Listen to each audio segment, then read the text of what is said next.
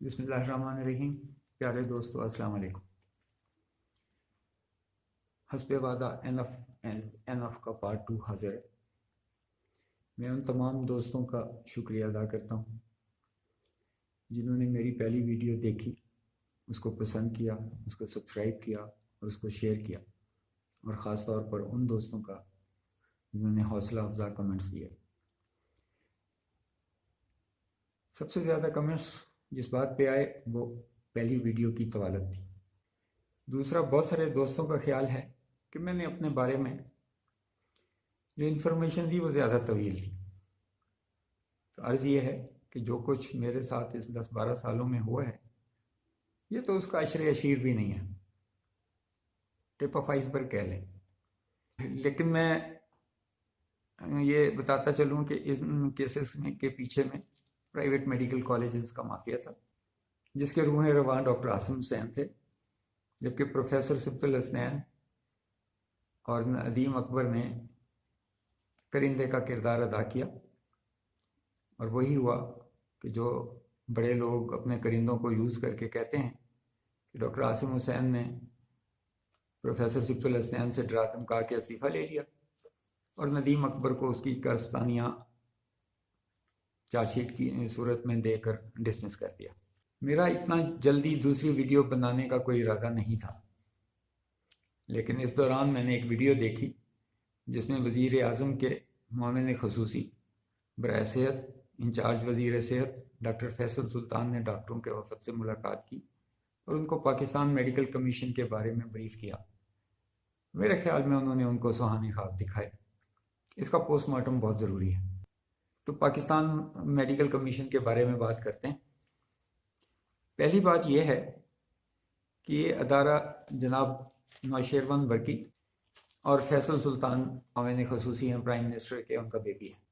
इसकी ज़रूरत क्यों महसूस हुई? मैं कहता हूँ उसकी ज़रूरत थी।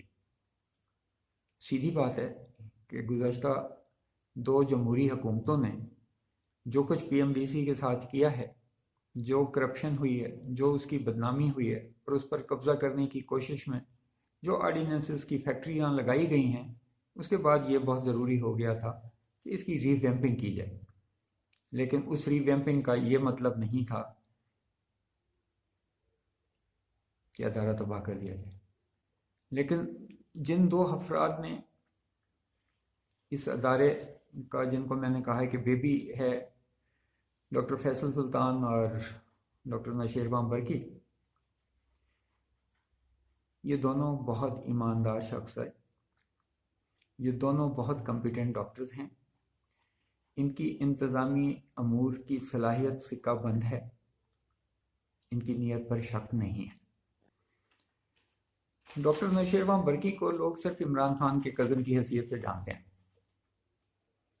लेकिन ये नहीं जानते कि ये जनरल वाजिद अली खान बर्की के साहबजादे हैं, जो एक बहुत बड़े इंसान थे और उनके पाकिस्तान पे और वजारत सेहत पे बहुत बड़े एहसान हैं।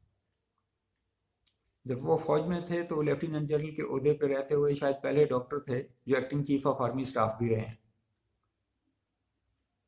वहाँ उन्होंने AFIP जैसा अदारा कायम किया और जो CMH का नेटवर्क है ये उन्हीं का मरहूम मिन्नत है। जब वो सिविल में आए, वजीर सेहत बने, तो उन्होंने 3 अदारों का क़याम किया।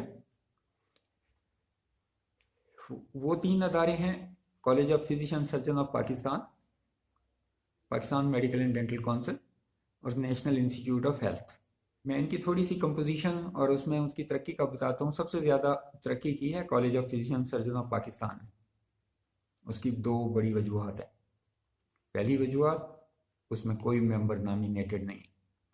काउंसिल के 20 मेंबर हैं, वो सारे इलेक्ट होके आते हैं, सारे पाकिस्तान के फेलोज उनको वोट देते हैं और वो बिल्कुल जमहूरी तरीके से इलेक्ट होते हैं। उसके बाद वो काउंसिल चलाते हैं।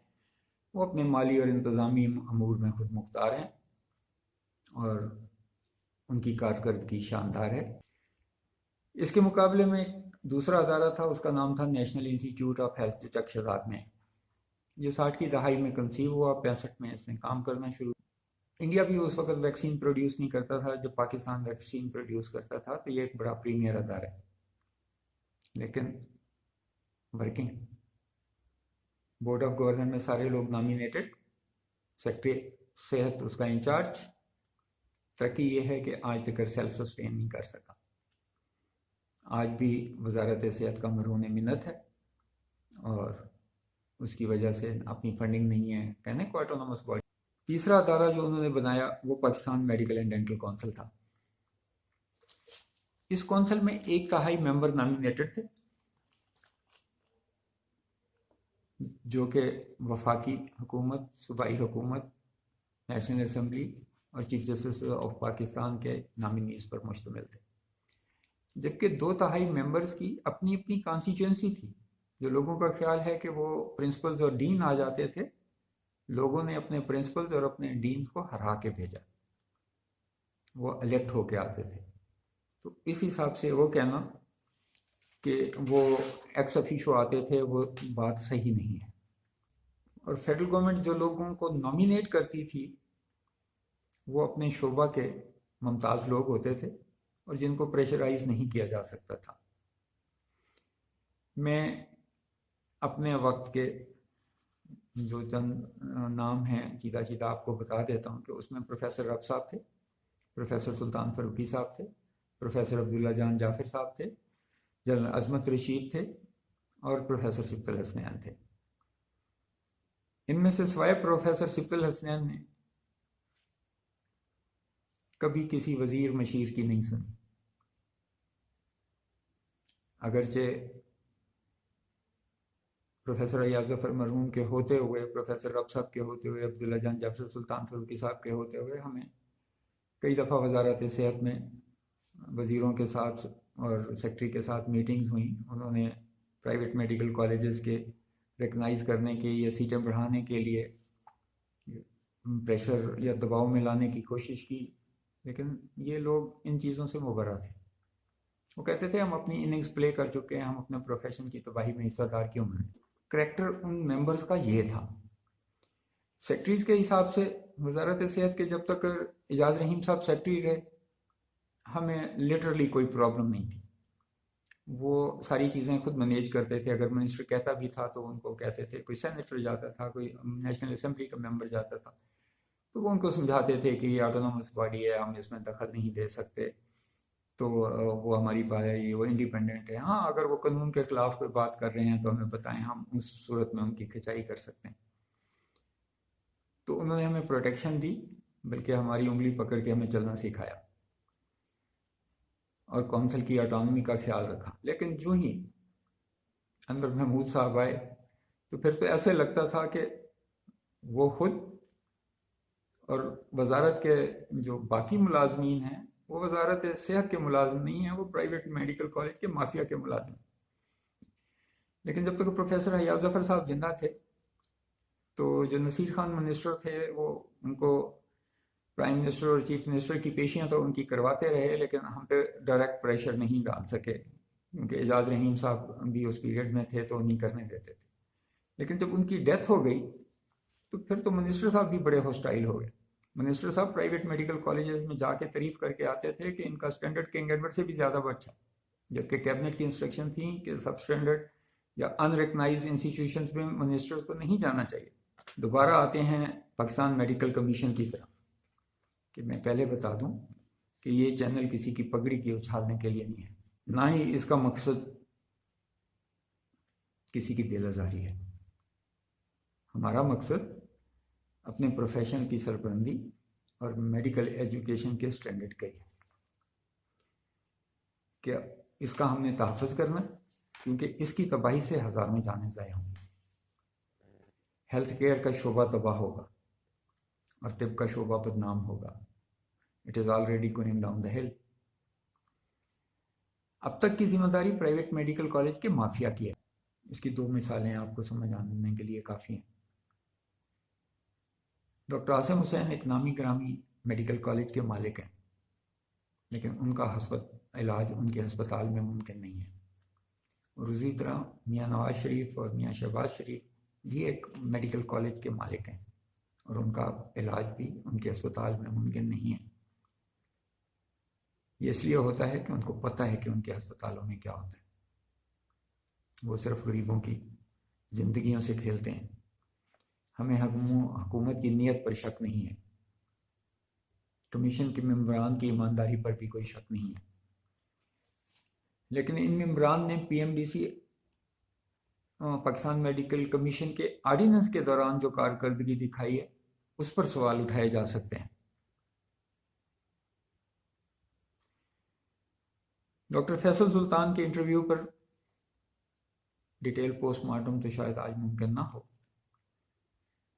लेकिन जिस तरह जनरल बर्की के बनाए हुए अदारों से एनआईएच का हशर हुआ है, मुझे मेडिकल कमीशन का हशर भी उसी तरह होता नज़र आता है, क्योंकि ये तमाम मेंबरान नॉमिनेटेड हैं और इस पर वजारत सेहत का मुकम्मल कंट्रोल है। ये अदारा रेगुलेटरी बिल्कुल नहीं होगा, बल्कि रबर स्टैंप होगा। वजारत से जो हुक्म आएगा उसकी तमील होगी, क्योंकि एक्ट में जो लिखा है कि इस बॉडी का रोल एडवाइजरी होगा, और आगे चल के लिखा है कि उसकी एडवाइस नॉन बाइंडिंग होगी। ये एक लीगल टेक्निकल टर्म है, आपको शायद समझने में मुश्किल हो, लेकिन जो लोग लॉ समझते हैं उनको समझ आ गई। इस एक्ट में बहुत सारी चीज़ें हैं। पहली बात यह है कि जो नॉमिनेशन के लिए तरीका अख्तियार किया गया है वो हाई कोर्ट ने रिजेक्ट कर दिया था, और उस पर बहुत सारे सवालात उठाए थे और स्ट्रॉन्ग ऑब्जर्वेशन दी थी, लेकिन हुकूमत को अकल नहीं आई और हुकूमत ने फिर वही काम किया है और उसी तरीके से नॉमिनेशन किया। काम यहीं से कोर्ट कचहरी का शुरू होगा। अब आते हैं एमडी कैट की तरफ, जो आपने कहा है कि बेसिक इम्तिहान है। एमडी कैट जो शुरू हुआ था, एंट्रेंस टेस्ट स्टैंडर्डाइज था, सारे कॉलेजों में हो रहा था, उसकी सिर्फ क्वालिटी कंट्रोल की ज़रूरत थी। पीएमडीसी को कराना चाहिए था, पीएमडीसी नहीं करा सकती थी तो उन्होंने आउटसोर्स कर दिया। सूबाई हुकूमतें करा रही थीं, अपने तौर पे करा रही थीं, तो उसके लिए जो इशू अब आएगा, जो आपने कहा है, ये एक और गुड केस है कि पब्लिक सेक्टर के मेडिकल कॉलेज के लिए तो उसकी वेटेज फिक्स कर दी, प्राइवेट सेक्टर को माजर गुजर आज़ाद छोड़ दिया। क्यों? अच्छा, फिर उनको प्राइवेट मेडिकल सेक्टर को आपने ये भी कह दिया कि वो अपने इंटरव्यू का क्राइटेरिया या और कोई टेस्ट रखना चाहें। जनाब, सुप्रीम कोर्ट ने पहले यही एक्शन लिया था, प्रॉस्पेक्टस बिकेंगी लाखों की तादाद में, वहाँ से पैसे कमाए जाएंगे, फिर टेस्ट होगा, उसकी अलहदा फीस होगी, उस टेस्ट के बाद पैसे दे के रैंकिंग बढ़ाई जाएगी। कौन चेक करेगा? जो उनका इंटरव्यू टेस्ट होगा, उसकी स्टैंडर्डाइजेशन क्या होगी? करप्शन फैलेगी, माइंडेड करप्शन फैलेगी, और फिर मेरिट ख़त्म हो जाएगा। जो पैसे देगा वो उसके मार्क्स भी अच्छे आ जाएंगे और उसको दाखिला भी मिल जाएगा। जो पैसे नहीं देगा वो इस सारे तकलीफ के बावजूद उसको फारिग कर दिया जाएगा। एमडी कैट डिस्क्रिमिनेटरी है। आगा खान को भी छोड़ दें, आर्मी को भी छोड़ दें, प्राइवेट मेडिकल कॉलेजेस को भी छोड़ दें, उनका क्या कसूर है जिन्होंने सरकार के कॉलेजेस में दाखिला होना है? आप फिर ओपन कर दें कि जिस तरह जो हुकूमत करे, और इस पर डेफिनेटली सूबाई हुकूमतें अपनी रिजेंटमेंट भी शो करेंगी, प्रॉब्लम भी आएगा। और जिस तरह आसिम हुसैन साहब ने पहले एजुकेशन कमीशन बना ली है, फिर आप उम्मीद रखें कि आपकी प्रोविंशियल मेडिकल काउंसिलें भी बनेंगी। ये ऑल इन वन ला के तरह, आप रेगुलेटर सिर्फ प्राइवेट सेक्टर के और पब्लिक सेक्टर के नहीं हैं, आप दोनों के रेगुलेटर हैं। एक को एग्जेम्पशन देंगे, दूसरे को करेंगे, ये डिस्क्रिमिनेटरी लॉ है। हाई कोर्ट का तो मुझे पता नहीं है, सुप्रीम कोर्ट में पिट जाएगा, इसका आप बेशक तजर्बा कर लें। मैंने आपको कही हैं कि पोस्टमार्टम में ये एमडी कैट और एनएलई के इम्तिहान से जो उन्होंने सवाल ख्वाब दिखाए हैं वो मैंने आपको बता दिया, लेकिन जो बाकी पॉइंट्स कहे हैं उन पे एक एक पे अलग प्रोग्राम हो सकता है, लेकिन जो दूसरा प्रोग्राम होगा वो शॉर्टली करूँगा इंशाल्लाह।